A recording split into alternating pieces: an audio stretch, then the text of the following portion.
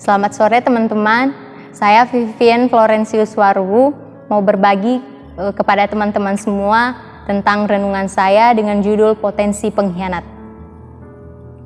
Jika Yudas tidak berkhianat, siapa yang serahkan Tuhan Yesus Kristus? Jika murid lain atau bukan Yudas yang dipanggil jadi murid, siapa yang akan berkhianat? Mungkin saudara merasa kalau saudara dan saya suka ke gereja, maka saya dan saudara bukan pengkhianat kepada Tuhan. Apa yang membuat Yudas berkhianat? Lukas 22 ayat 47 dan 48 berkata demikian, waktu Yesus masih berbicara, datanglah serombongan orang, sedang muridnya yang bernama Yudas, seorang dari ke-12 murid itu, berjalan di depan mereka. Yudas mendekati Yesus untuk menciumnya. Maka kata Yesus kepadanya, "Hai Yudas, engkau menyerahkan anak manusia dengan ciuman?" Setelah dirasuk iblis, baru Yudas bisa berkhianat.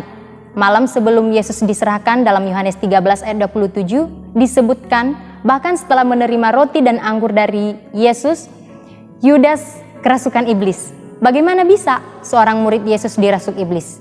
Dirasuk memiliki pengertian juga bahwa seseorang itu sangat dikuasai oleh roh jahat, lepas kontrol dan keinginan hati Yudas yang sudah ditunggangi kuasa kegelapan menyebabkan semuanya itu.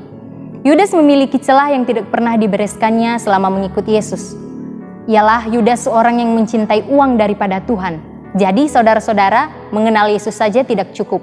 Pemberesan dan pembongkaran akan sangat penting daripada kita mempertahankan kebenaran diri sendiri. Saudaraku, berhati-hatilah dengan celah yang membuat iblis dapat menunggangi kita melakukan apa yang dia mau. Yudas adalah pencuri, ini orang yang cinta uang. Sebagai akar kejahatan, itulah uang. Dalam 1 Timotius 6 ayat 10, akar dari segala kejahatan ialah cinta uang. Tentunya orang yang mencintai uang akan menghalalkan segala cara demi uang, yang tentunya orang seperti ini mudah dipakai iblis.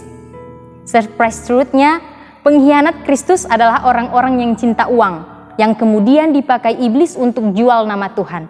Demi uang yang menyerahkan Yesus siapa? Orang terdekat, orang yang bergaul dengan Yesus.